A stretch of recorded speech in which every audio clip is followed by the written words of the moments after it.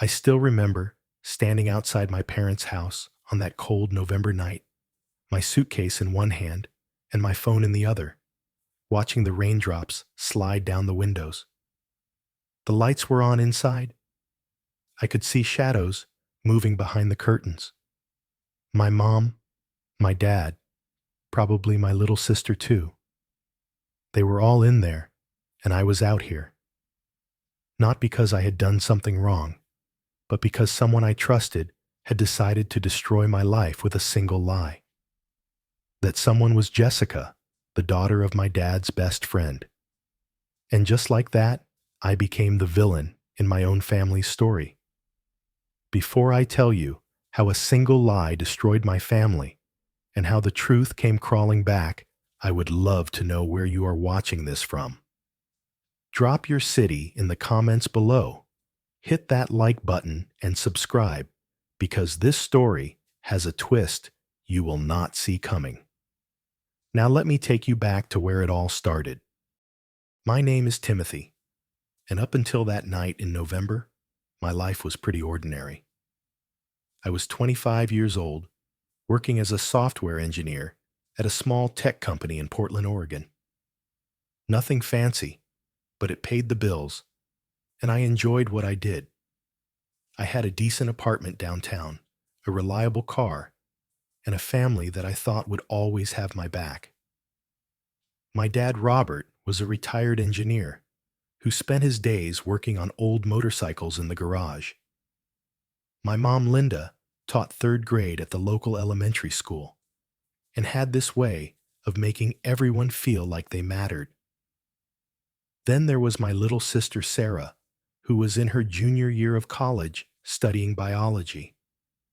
We were close, the kind of siblings who actually texted each other random stuff throughout the day. Every Sunday, without fail, I would drive to my parents' house for dinner. It was tradition. Mom would cook something amazing, pot roast, or her famous lasagna, and we would all sit around the table talking about our week. Dad would crack jokes that were not funny, but somehow always made us laugh anyway.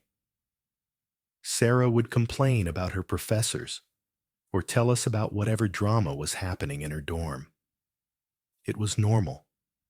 It was home. Our family lived in a quiet neighborhood where everyone knew everyone else. The kind of place where people still waved at each other from their front porches and borrowed cups of sugar. My parents had lived there for almost 30 years, raised me and Sarah in that same house with the blue shutters and the oak tree in the front yard. Now Jessica came into this picture because of my dad's friendship with her father, David.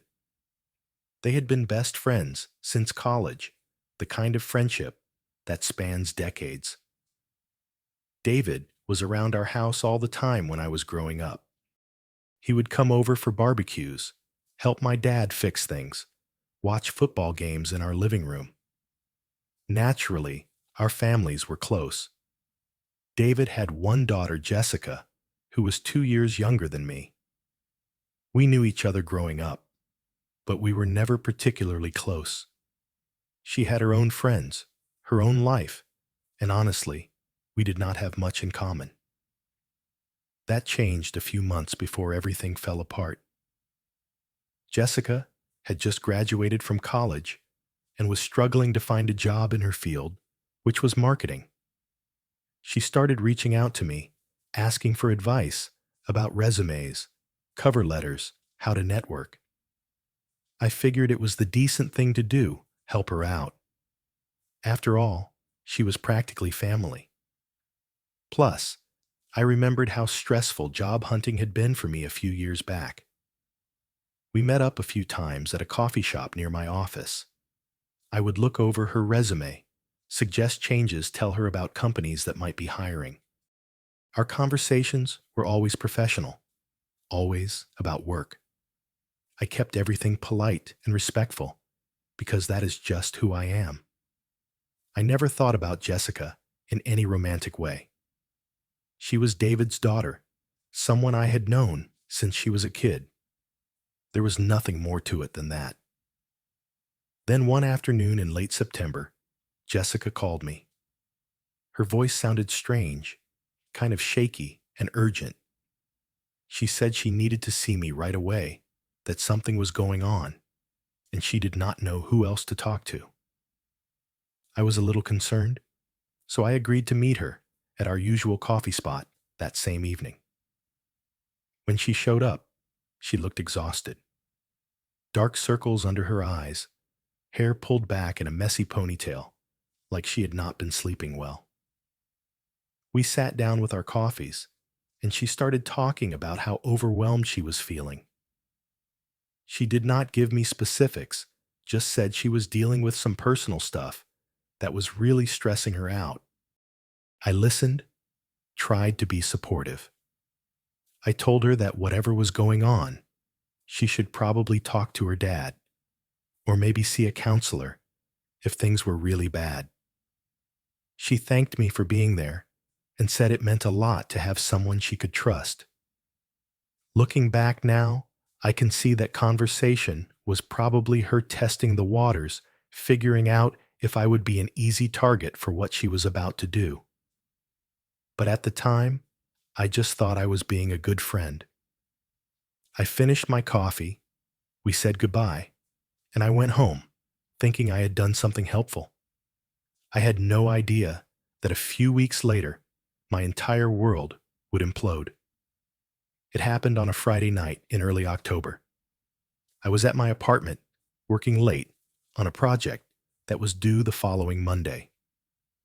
My phone rang around 8 p.m., and I saw it was my dad calling. That was not unusual. He called sometimes to chat or ask me something random. But the second I answered, I knew something was wrong. His voice was cold, clipped, nothing like his usual warm tone. "You need to come to the house, right now." That was all he said. I asked him what was going on, if everything was okay, but he just repeated himself. "Just get here, now." I grabbed my keys and drove straight to my parents' place, my mind racing through possibilities. Had something happened to Mom? Was Sarah okay? The whole 15-minute drive felt like an eternity. When I pulled up to the house, I saw David's truck parked in the driveway. That was odd. It was late for a casual visit. I walked in through the front door and immediately felt the tension in the air. My dad was standing in the living room with his arms crossed. My mom was sitting on the couch, her face red and blotchy, like she had been crying for hours. Sarah was there too, standing near the fireplace, looking completely confused and uncomfortable. And then there was David, sitting in the armchair, with his head in his hands. Nobody said anything when I walked in. They just stared at me. Finally, my dad spoke, and his voice was shaking with anger. "Jessica is pregnant, and she says you are the father." I swear it felt like the floor disappeared beneath my feet. My brain could not process what he had just said. Pregnant, Father Jessica. None of it made any sense. I stood there staring at him, waiting for him to say he was joking, but nobody was laughing. "What?" was all I could manage to get out. David looked up at me, and I could see he had been crying too. "Jessica told me everything, Timothy.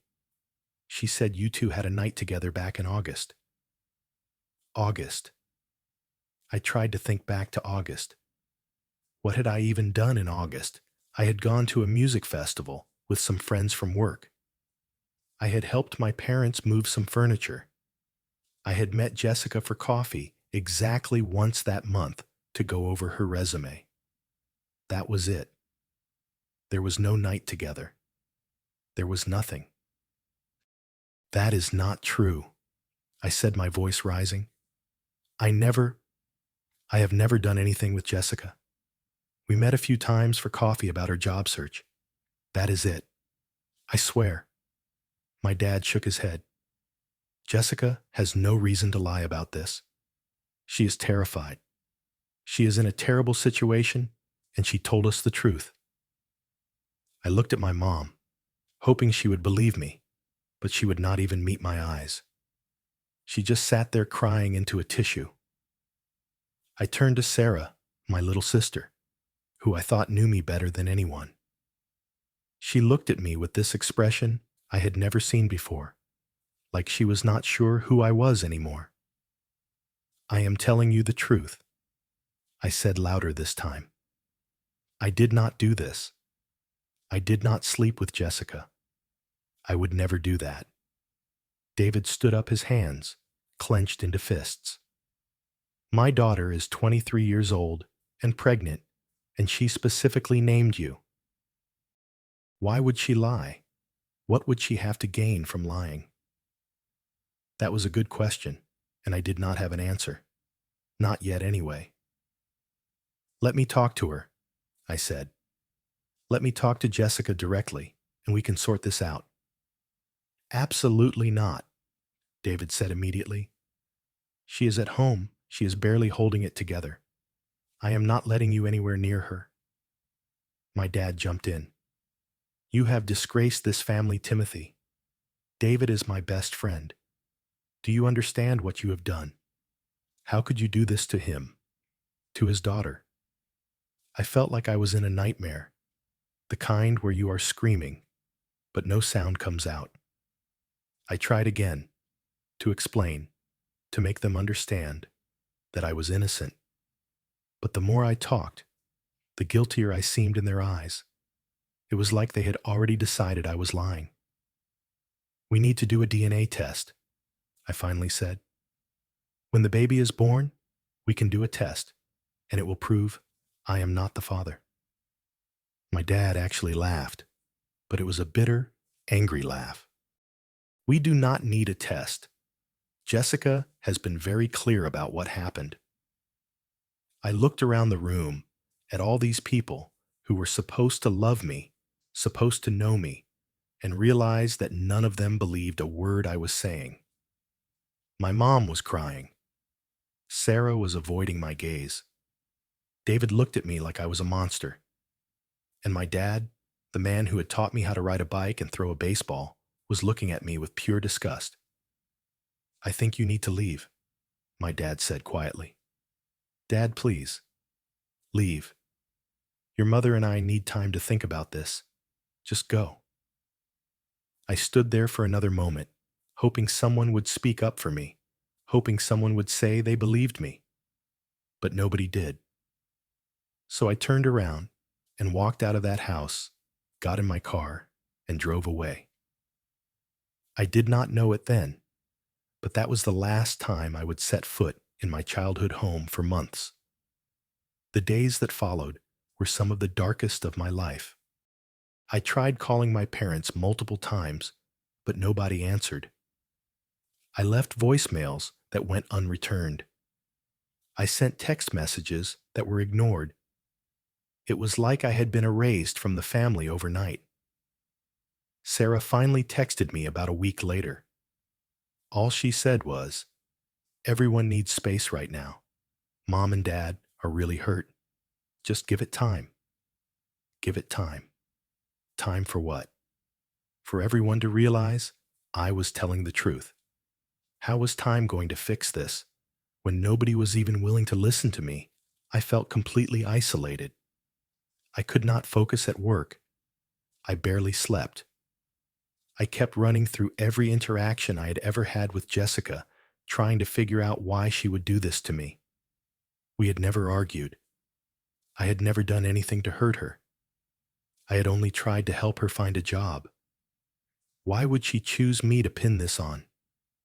Then it hit me one night while I was lying awake at 3 a.m. Jessica had to be protecting someone. She was pregnant, that much was apparently true. But if I was not the father, then who was?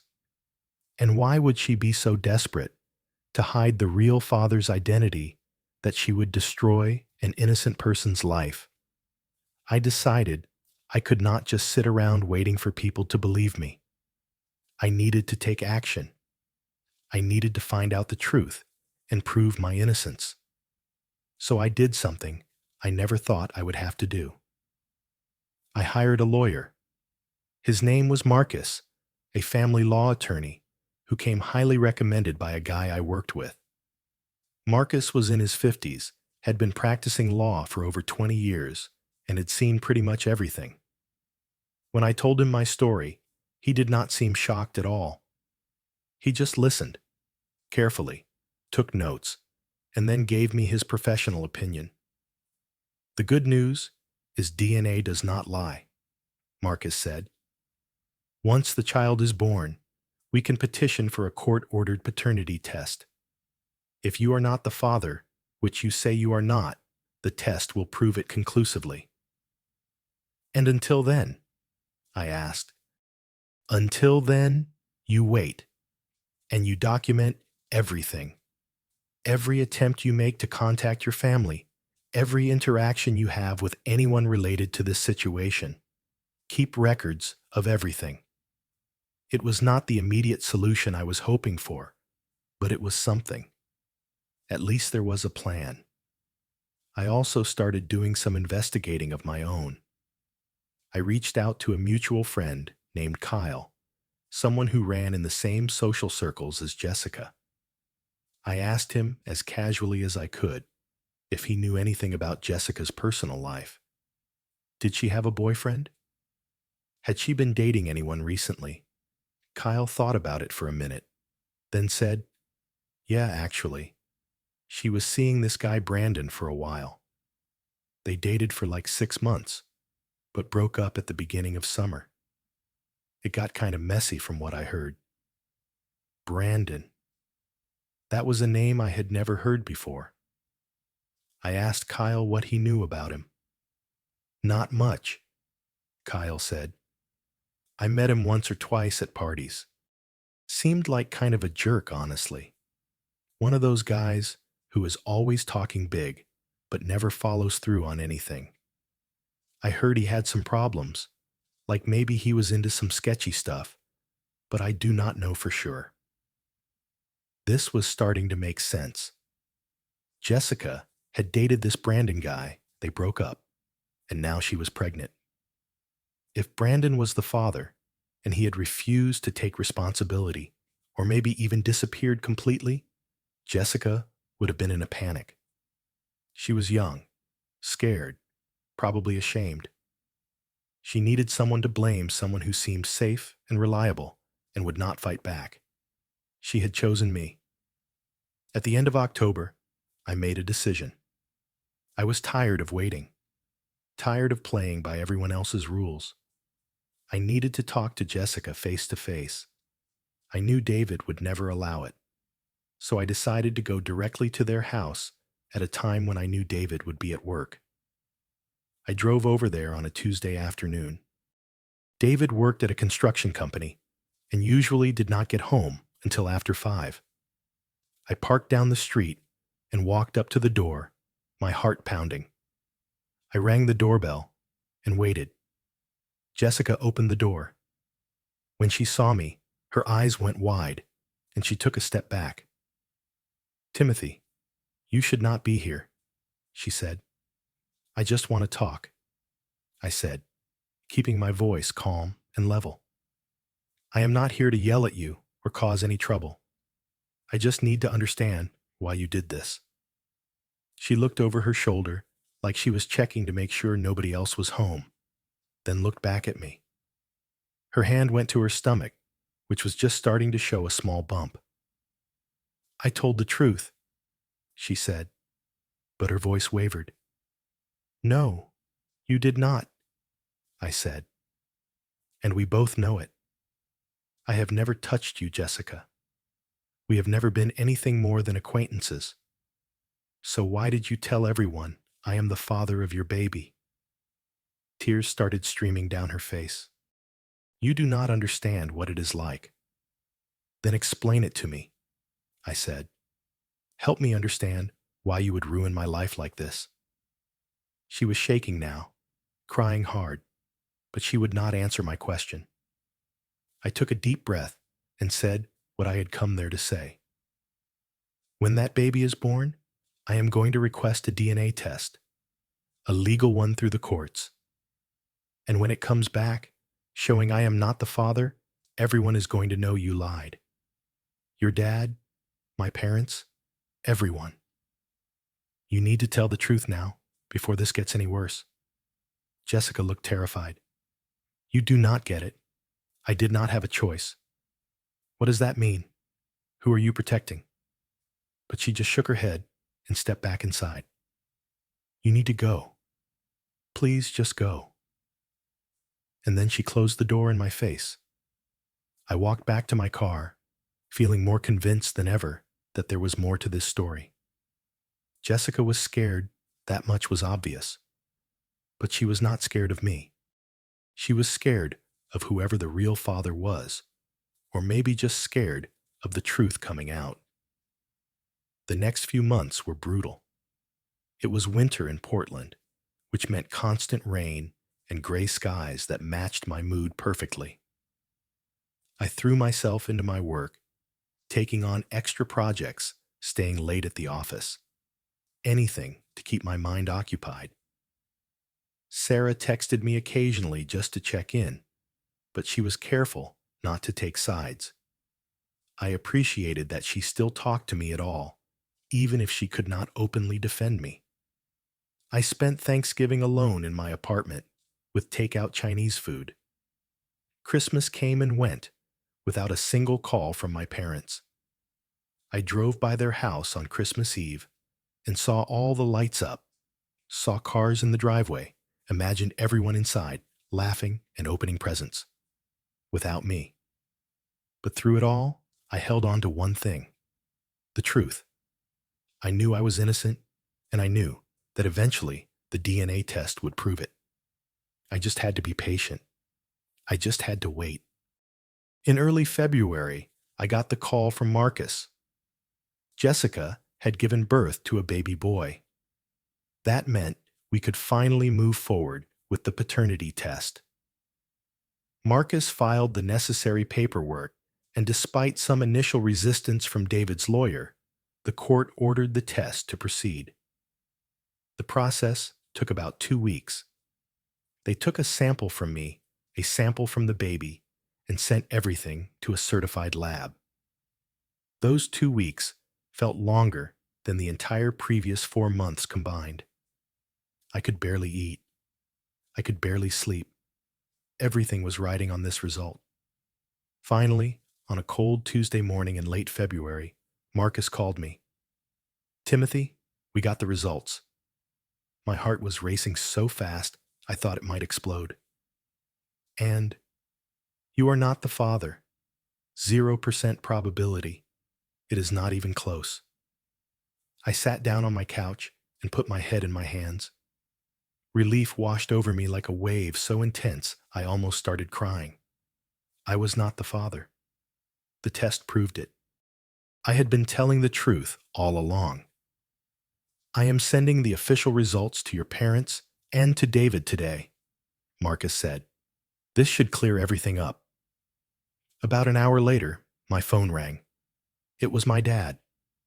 I stared at the screen for a moment before answering. Hello, Timothy? His voice cracked when he said my name. Son, I am so sorry. I was wrong. I was so wrong. I did not say anything. I could not. The test results came. You were telling the truth this whole time, and I did not believe you. Your mother and I, we made a terrible mistake. Can you ever forgive us? I heard my mom in the background crying. Not the quiet tears from that night in October, but full sobbing. I need time, I said. It was all I could manage. I understand. We understand. But please come home. Let us talk. Please. Before I could answer, there was a knock at my door. I told my dad I would call him back and hung up. When I opened the door, Sarah was standing there with tears running down her face. She threw her arms around me and hugged me tighter than she ever had. I am so sorry, she whispered. I should have believed you. I am so sorry." I hugged her back, and for the first time in months, I did not feel completely alone. The next day, David came to my apartment. He was not alone. Jessica was with him. She looked different than the last time I had seen her. Tired older somehow. David looked broken. "Timothy?" David started, his voice heavy. "I owe you an apology that I can never fully make. But first, Jessica has something she needs to tell you." Jessica would not look at me. She stared at the floor and spoke in a voice so quiet I could barely hear her. "The baby is Brandon's, my ex-boyfriend. We broke up in June, and I found out I was pregnant in August. He did not want anything to do with it. He told me to handle it on my own, and then he just disappeared. I could not tell my dad the truth because I was ashamed. Brandon had a bad reputation, and I did not want anyone to know I had been with him. So I panicked, and I chose you because you were nice, and I thought maybe you would just help me. I thought maybe your family would support me or something. I do not know what I was thinking. I was stupid and scared, and I ruined your life, and I am sorry." She finally looked up at me, her eyes red and swollen. "I am so, so sorry." David stepped forward. "I believed my daughter without questioning her, because she is my daughter. But that does not excuse what I helped do to you. You lost months with your family because of us, because of me.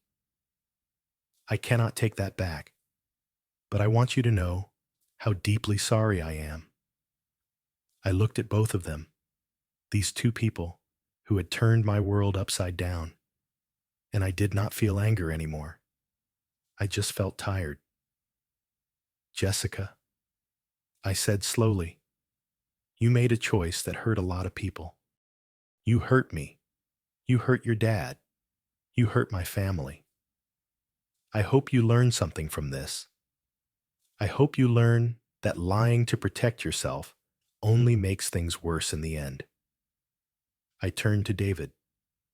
"I appreciate you coming here and owning up to this, but it is going to take me time to process everything." They both nodded and left quietly. Over the next few weeks, I slowly started rebuilding my relationship with my family. My parents called me every day. At first, the conversations were awkward and painful. My mom apologized so many times I lost count. My dad kept saying he should have trusted me, should have believed his own son. I went back to their house for dinner one Sunday in March. It felt strange walking through that front door again, like I was entering a familiar place that had somehow become foreign. We sat around the same table where we had eaten 1,000 meals together, but everything was different now. We talked, really talked for hours that night. My parents explained that they had been so shocked by the accusation, so convinced that Jessica would not lie about something so serious that they had let their emotions override their judgment. They had failed me as parents, they said, and they would spend the rest of their lives making it up to me. I told them that forgiveness was not going to happen overnight, that they had broken my trust in a fundamental way, and it would take time to rebuild. But I also told them that I wanted to try, because at the end of the day, they were still my family. Sarah and I grew closer through all of this. She admitted that she had doubted me at first, but had felt terrible about it ever since. We started having coffee every week, just the two of us, and those conversations helped both of us heal. As spring arrived and the rain gave way to sunshine, I found myself thinking about everything I had learned. I learned that sometimes the people who are supposed to believe in you will let you down. I learned that being innocent does not always protect you from being judged. I learned that patience, even when it feels impossible, is sometimes the only weapon you have. But most importantly, I learned that truth has a way of revealing itself even when everyone is trying to bury it. It might take time. It might take a DNA test, or a court order, or months of suffering. But eventually, the truth comes out. My relationship with my parents would never be exactly what it was before. There would always be a small scar, a reminder of those months when they chose to believe a lie instead of their own son. But scars heal, and so do people if they are willing to put in the work. As for Jessica, I heard through Sarah that she was raising her son on her own. Brandon never came back. David was helping her being the grandfather the baby needed.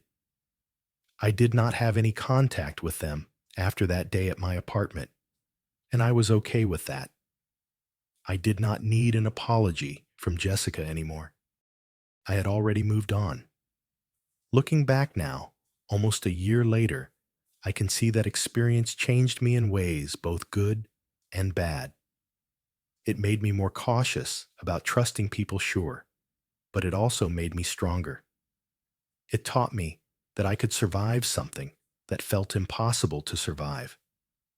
It showed me that I did not need everyone to believe in me as long as I believed in myself. So if you are going through something similar, if you are being falsely accused, or if your family has turned their back on you, I want you to know this. Hold on to the truth. Even when it feels like the whole world is against you, hold on to what you know is real. Do not let anyone make you doubt yourself. And be patient, because the truth has a way of fighting its way to the surface, no matter how deep people try to bury it. Sometimes, staying silent and waiting for the facts to speak for themselves is more powerful than any argument you could make. Sometimes the best thing you can do is simply refuse to give up on the truth, even when giving up would be easier. The scar is still there. I still think about those months, sometimes usually late at night when I cannot sleep.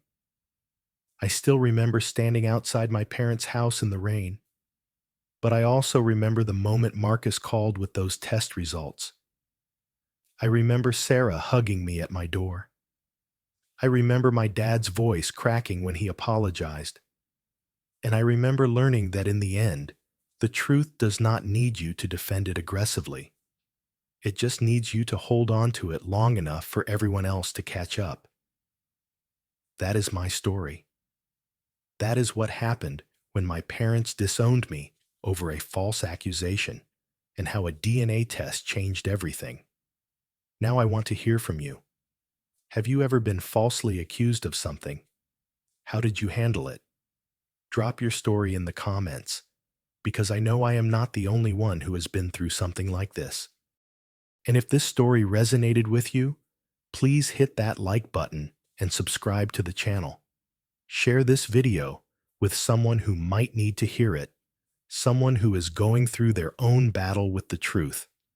Thank you for listening to my story, and I hope that whatever you are facing right now, you find the strength to hold on to what is real. Take care of yourselves, and remember that the truth is always worth fighting for.